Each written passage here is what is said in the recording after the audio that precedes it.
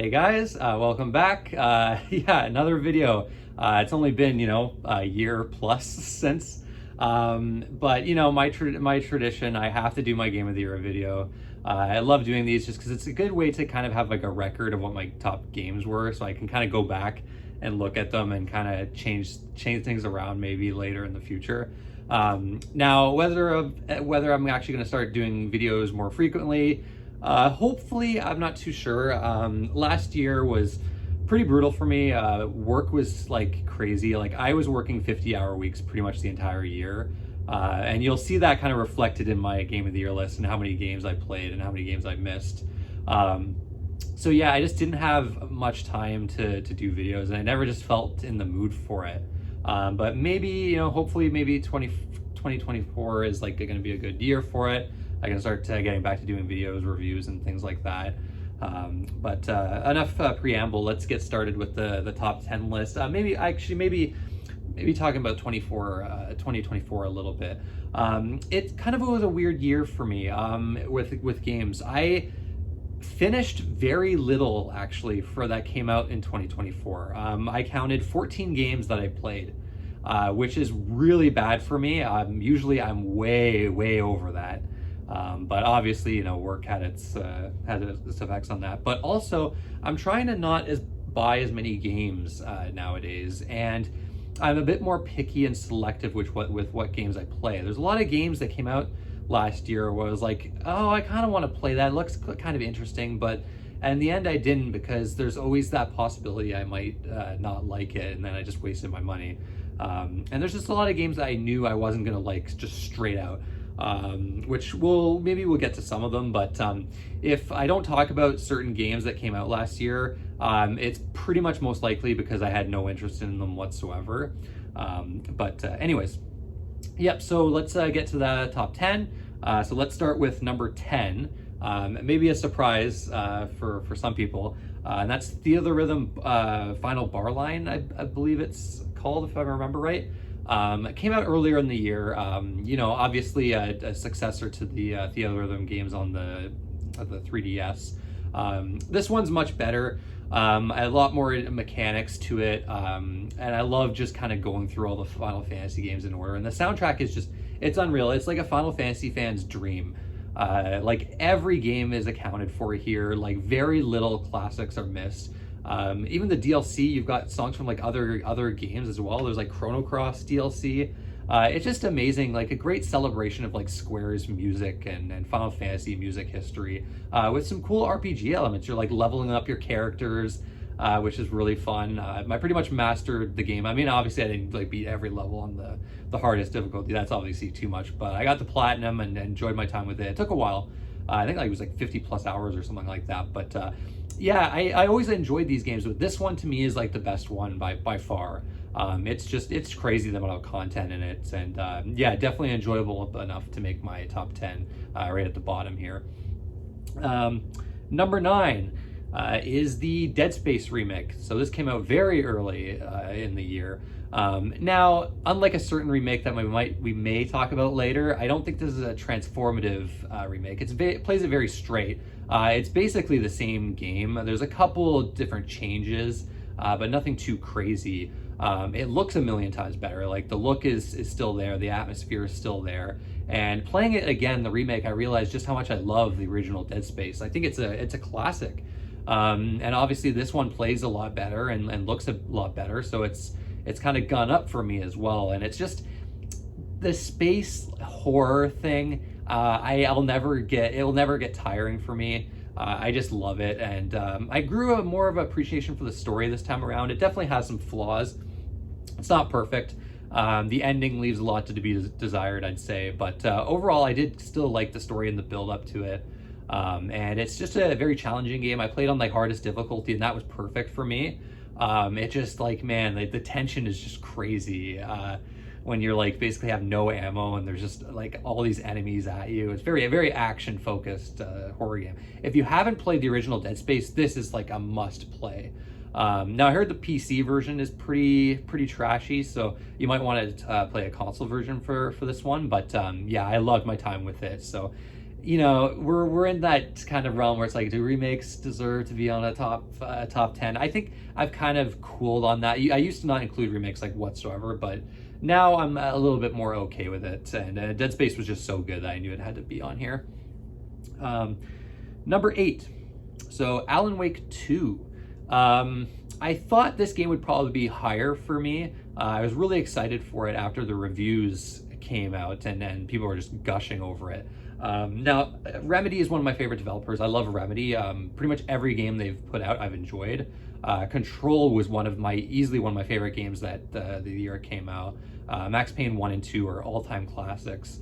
Alan Wake 1 I thought was good at the time. I didn't love it. I thought it was fairly basic, and there wasn't much in the way of level design and enemy variety. Now, Alan Wake 2 still has the enemy variety problem, but it's just a far more fascinating game as far as its narrative goes. It does things that only the video game medium can do, which I always love games that tackle that kind of thing. And it's just an audacious game. It takes so many risks with its storytelling and even gameplay in some instances that I couldn't help but admire it. And the presentation is just off the charts. The visuals are amazing. The environments are so detailed in this game. The combat much better than Alan Wake 1. So it feels more like a survival horror game this time around, which I really appreciated. And it's a fairly tough game towards the end. I thought it was really too easy for most of it, but then it got pretty tough in the end. The story, even though it's told in a way that's really, really awesome, I do have to say I wasn't totally involved with it. I do think it does reach a convoluted point, too convoluted for its own good, I'd say. But still, I really enjoyed the game. The music's amazing in this game. The controls are fantastic too. Runs a buttery smooth frame rate from what I've played. So really enjoyed it. Definitely enough to make my top 10. But I based on what people were hearing about, people say this was game of the year. A lot of reviewers say that. A lot of other people, and I don't quite see that. But definitely an amazing game from 2024. Number 7. Bomb Rush Cyberpunk. So a game that I finished literally days ago. It was the last game I needed to finish.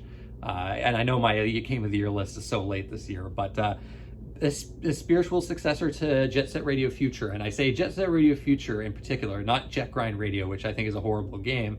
And Jet Set Radio Future was such a massive improvement in every single way. And it basically provided everything I wanted. It plays so well. I really like the double jump too. That really changes things a lot. The structure is pretty similar to Jet Set Radio Future, but there are some annoyances. The wanted system I think is pretty annoying in this game, where it's just when you get a wanted level, you might as well just kill yourself or let them kill you, because it's much better than just running around trying to graffiti spots and them chasing you.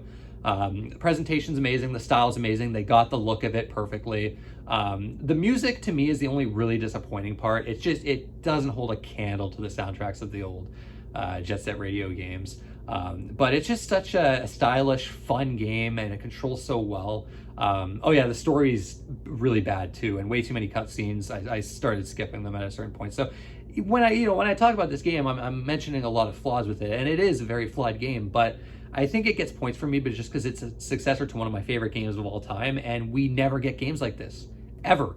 It was so refreshing playing this, and it just felt so fresh and new to me. So yeah, I really loved it. So it definitely, 7 on my top 10 list. And that gets us on to number 6. So Super Mario Wonder, just a joy, another joy. So the 2D side-scrolling Mario games, I have a kind of a rough history of them. In my opinion, the last good one was Yoshi's Island on the Super Nintendo, which may be a controversial hot take, but those new Super Mario Brothers games, just crap. Just bland, awful crap. Whether it be the level design, the music, or the levels, the look of them.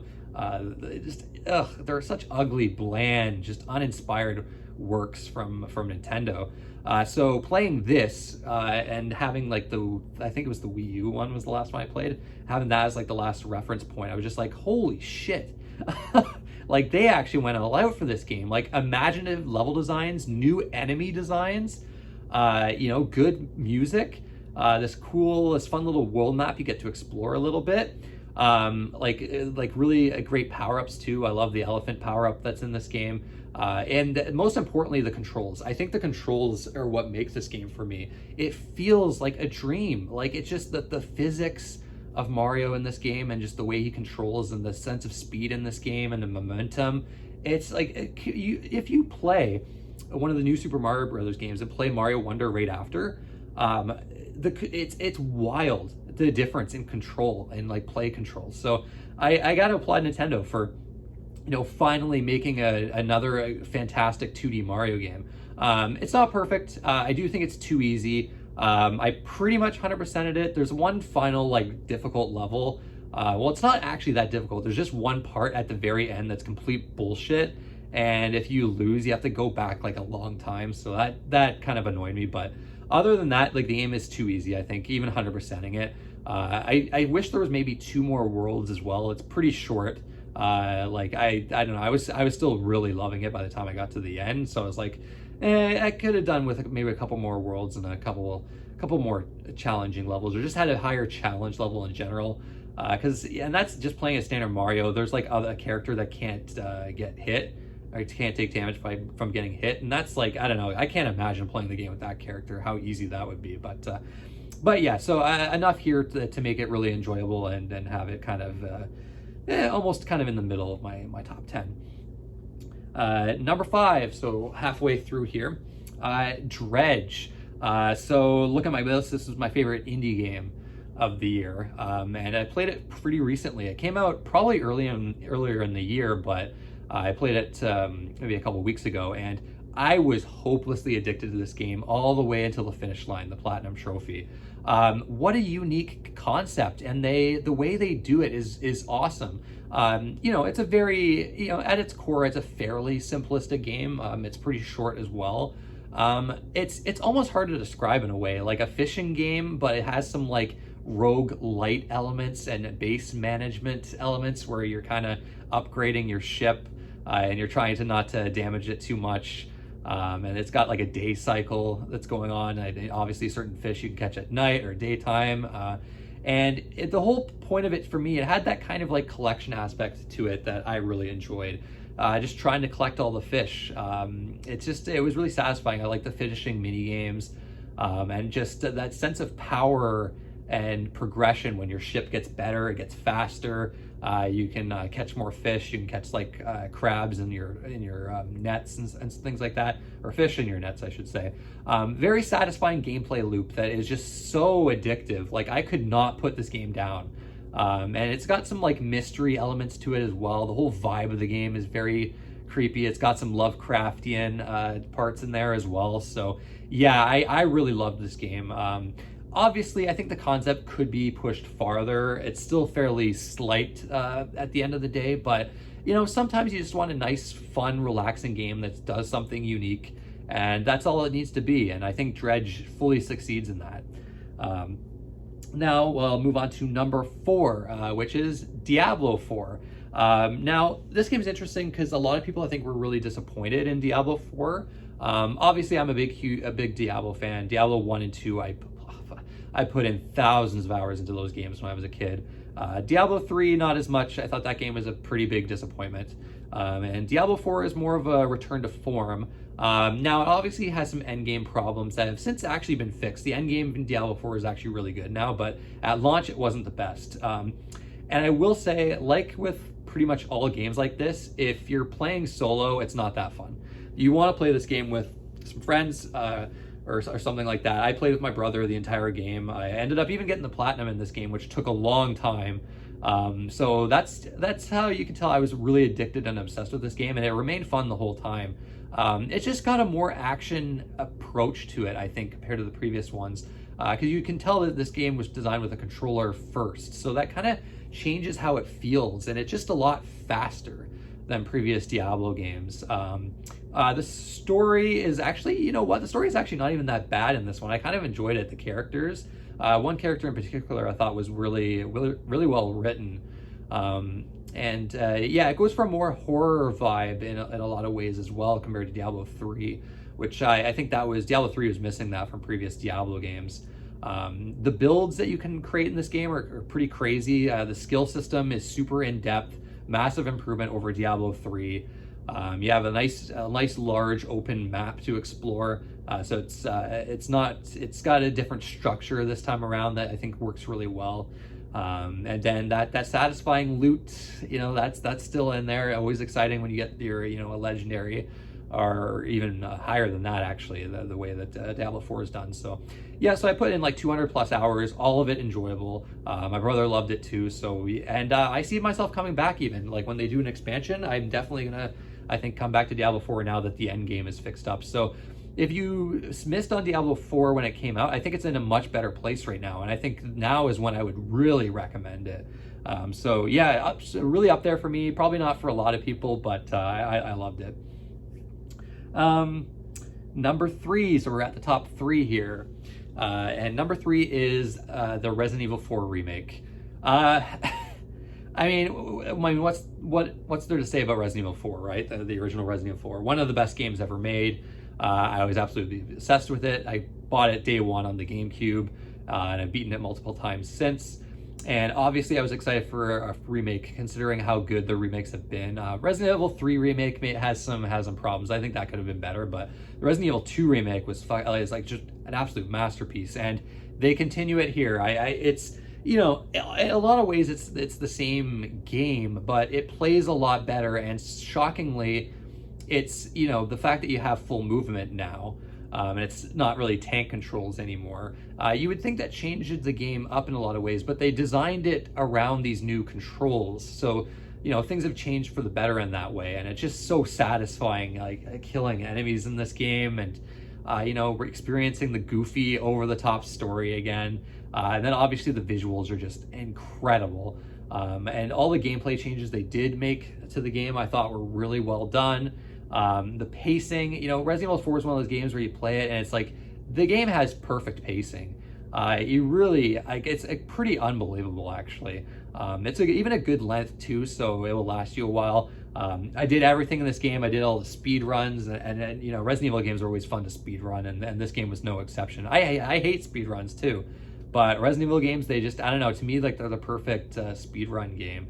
I think even though there's some new puzzles in this one that I thought were pretty good as well.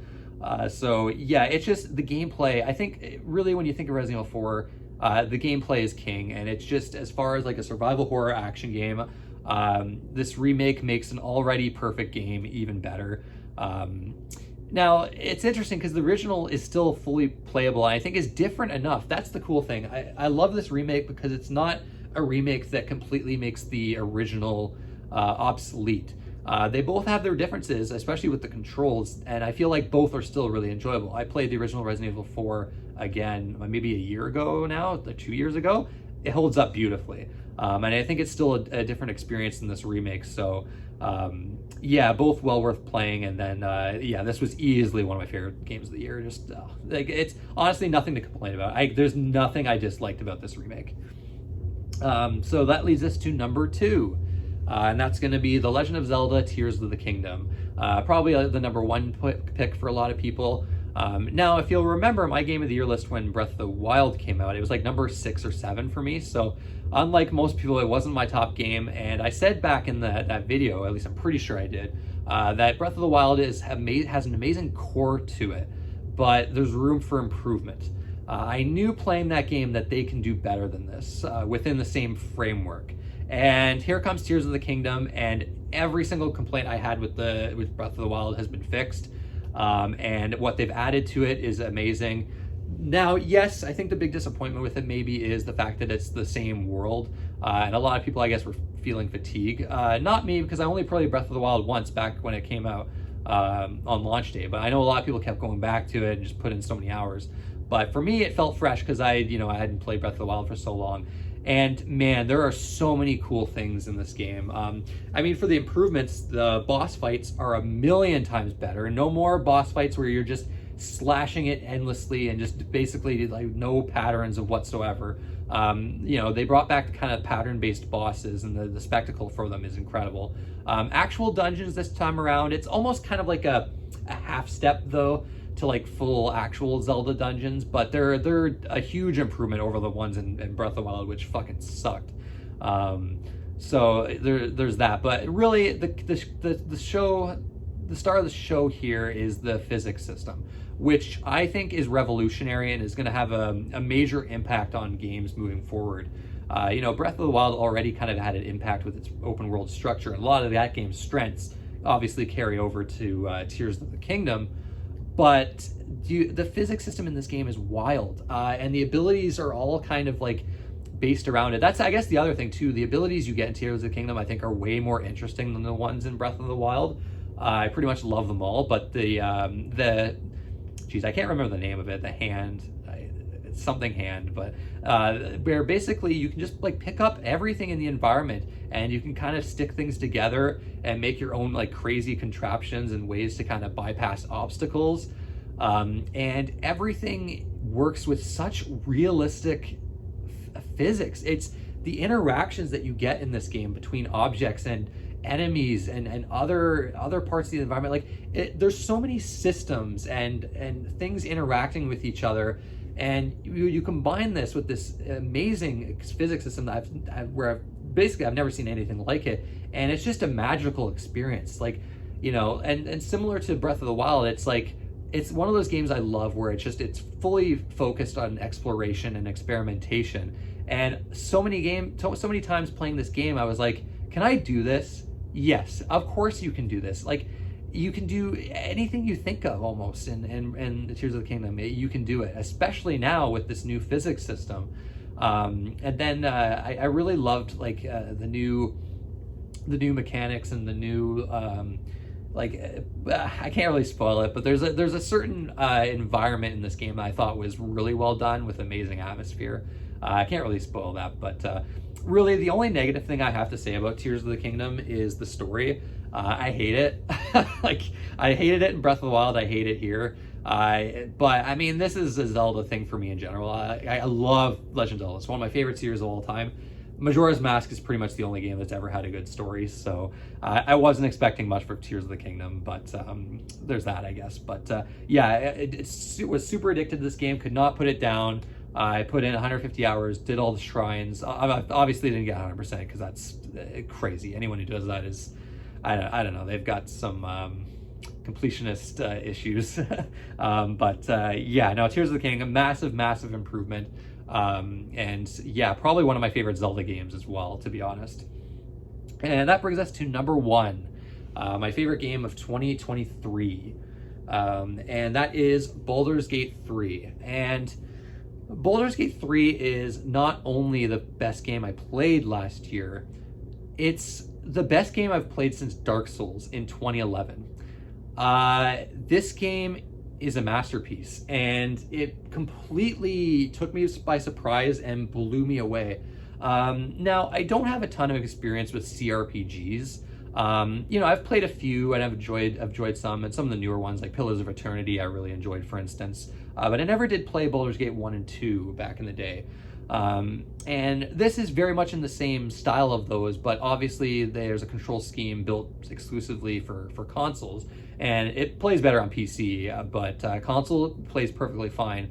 Baldur's Gate 3, where do we start with this game?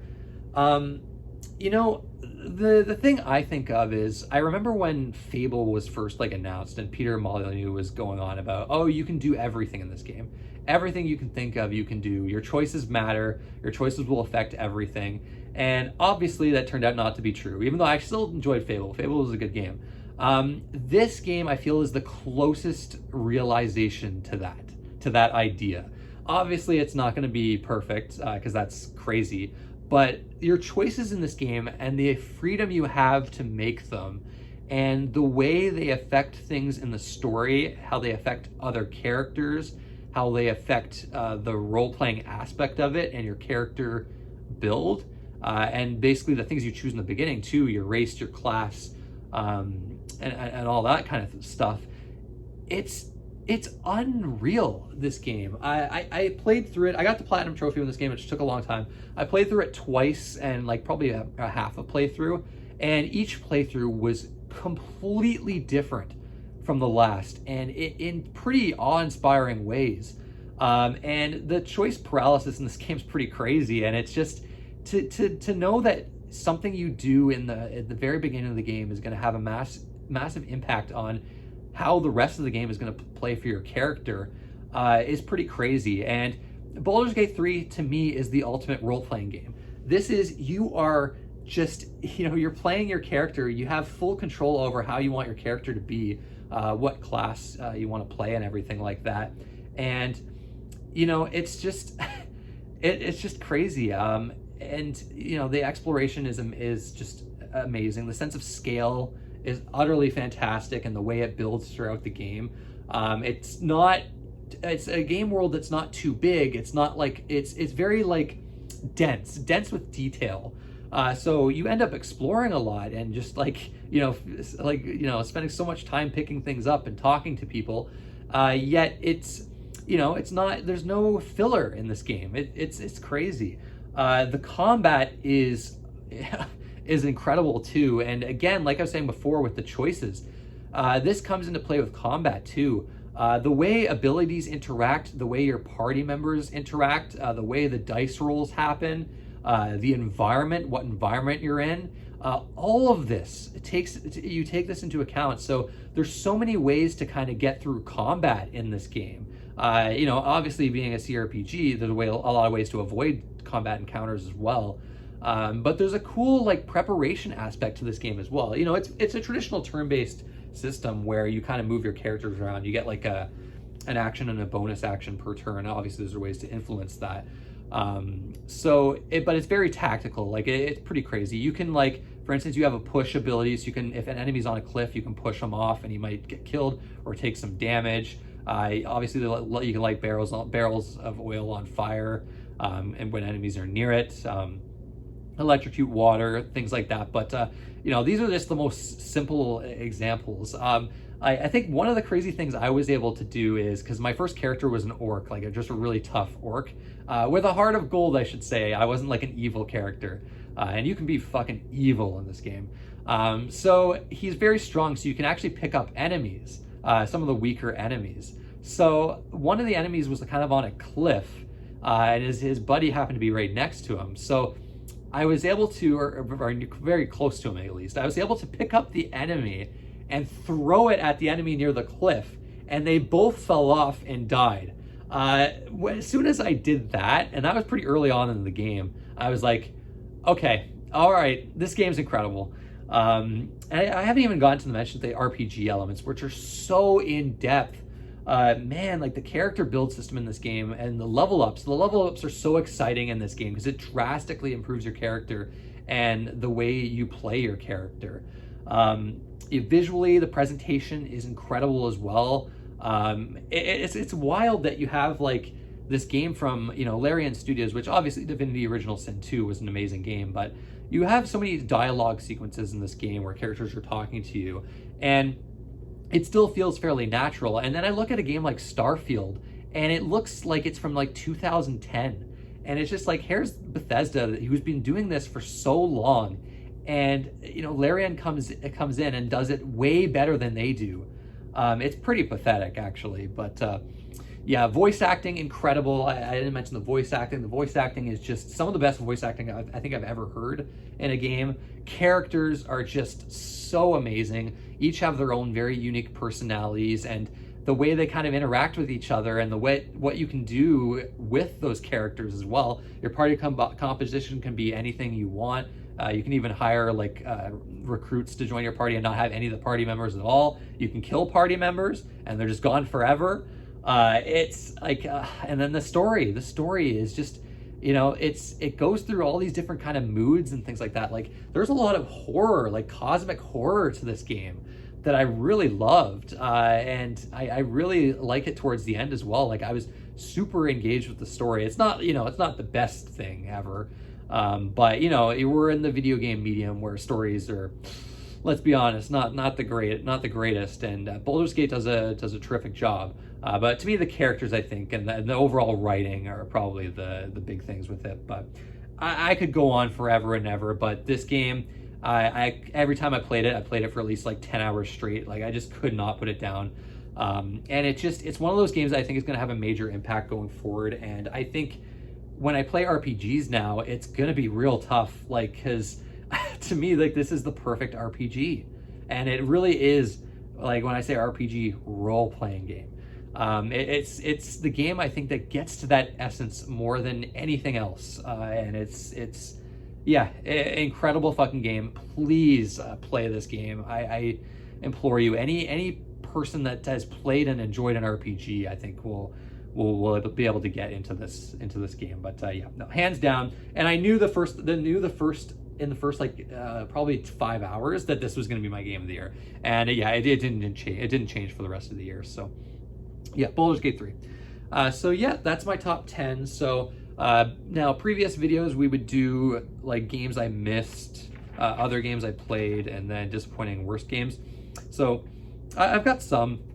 So I think we'll start with the other games that just missed out on the list. So so these are like the last 4, was it 1, 2, 3, 4, 5, 6 games. Oh, so I know I played 16 games then, I guess, this year.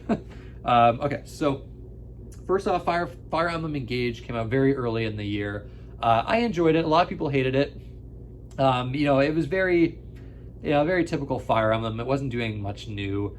And it's definitely, I don't think, you know, I probably enjoyed it more than Three Houses, to be honest, because it wasn't bloated like that game was.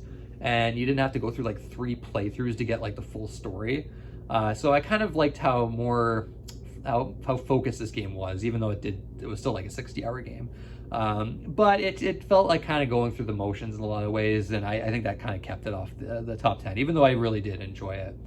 I did. There's only 4 more games. Armored Core 6. You know, obviously I'm a huge From Software fan, so I knew I had to play this. I had never played an Armored Core game before this, and I really enjoyed my time with it. I didn't love it.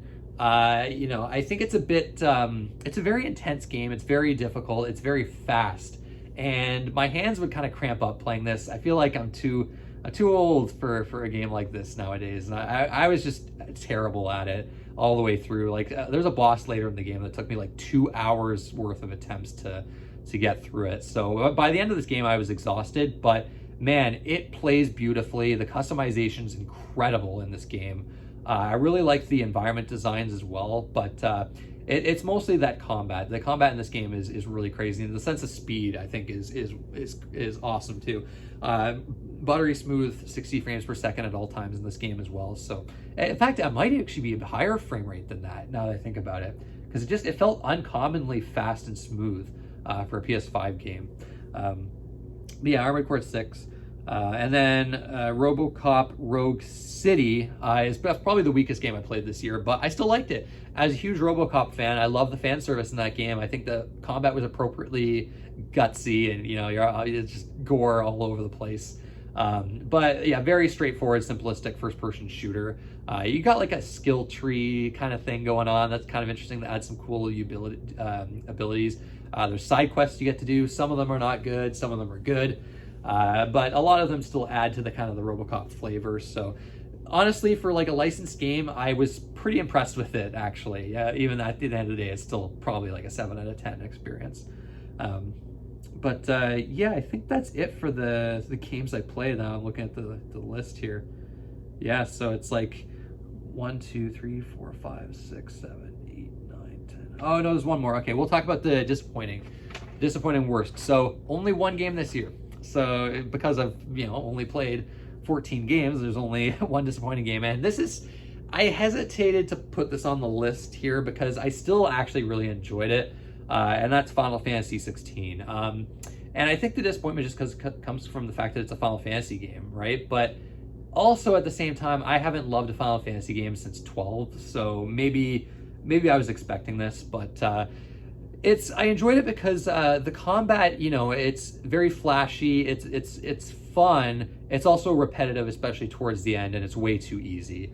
And the boss fights are, have amazing spectacle to them, but as far as actual design, I think they're pretty basic actually, and not that much fun really when you actually start to learn them more. And like the kind of mini game stuff you were doing wasn't super engaging. The story to me is probably the disappointing part of this game though, because I think the gameplay I generally enjoyed throughout the entire thing.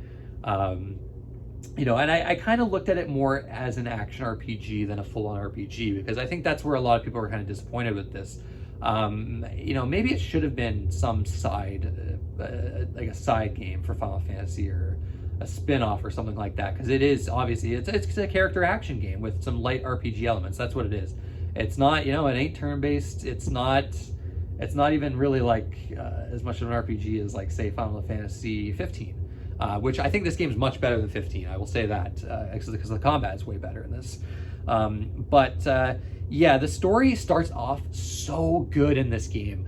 It's got tons of political intrigue, a lot of dark moments, really amazing characters. I think Cid in this game is it was probably one of the best characters they've had in the Final Fantasy series in a long time, actually, and probably even before, like Final Fantasy X maybe.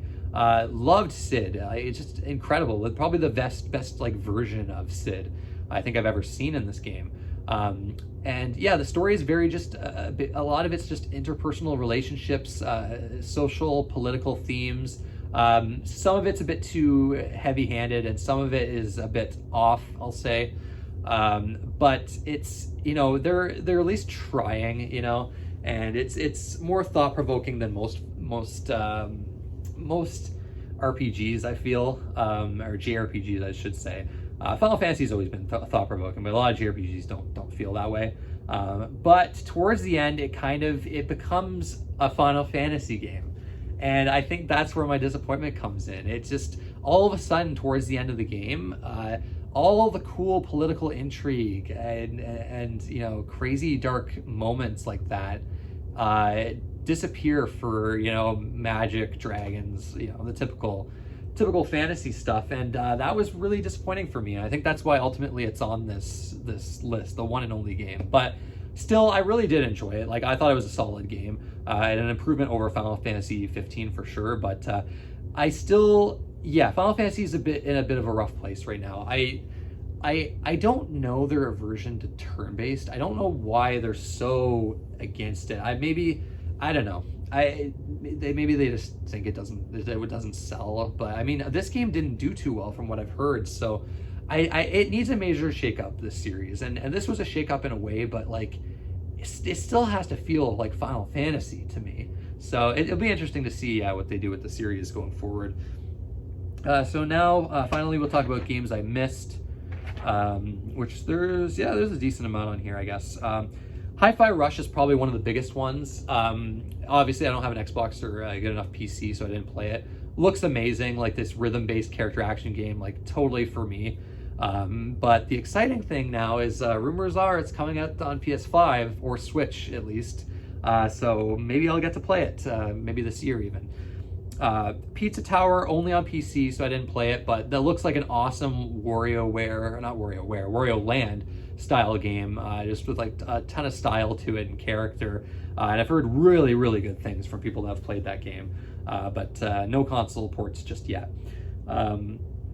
Horizon Call the Mountain and PSVR 2 in general. I got a PSVR 2, but I actually haven't played too much of it.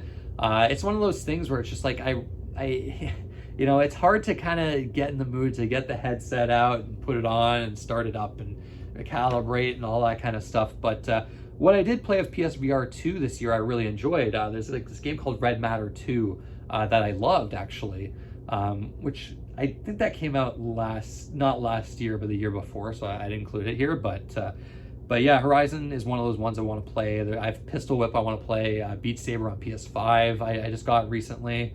A lot of VR stuff I still need to play that I've heard good things about. Octopath Traveler 2. Now, I'm probably not going to play this game, but I thought I'd mention it here because a lot of people I've heard say this is one of the best games of the year, and as a massive improvement over the first game. And those who have watched me know I hate Octopath Traveler. I think it's awful. And this looks more of the same to me. Everything I've seen on it, and very few people in my experience have said that they hate the first game but love this one. And I think that's enough for me to just ignore this game and not bother with it. But thought I'd give my reasoning. So some people might want to know what I thought about that. Star Wars Jedi Survivor. I loved the Fallen Order, I think it was called. Or I didn't, maybe not love, but I liked it. So I'll probably play this at some point, but I know it wouldn't make my game of the year, and I know I'm waiting for it till it's at least $20 or so. Cassette Beasts, cool little Pokemon style game that came out on PC. I don't think it's on PS5 yet. It might be, but I didn't get around to that one. Street Fighter 6, this is a big one. I played the demo and I loved like the whole story mode they added to it, and that pretty much sold me on the game. But at the same time, it's a fighting game. Historically, fighting games have not been my thing. Tekken is really the only fighting series I really get into. So I think that hesitation kind of stopped me. So I'm going to wait for a sale on Street Fighter 6. Dave the Diver, we're getting a PS5 port this year, so I'm glad for that. But originally it was on Switch and PC. I don't know why I didn't play it on Switch. I guess I just didn't have the time for it. But that looks like a fun game. Maybe a bit hesitant because it's got a lot of like Stardew Valley vibes to it, and I'm really not a fan of that kind of game, but we'll see. Venba is a cool little indie game based in Toronto, actually. It's got some like cooking melody games in it, but it's mostly like a visual novel. Heard really good things about it, so I'd like to try that sometime I should say.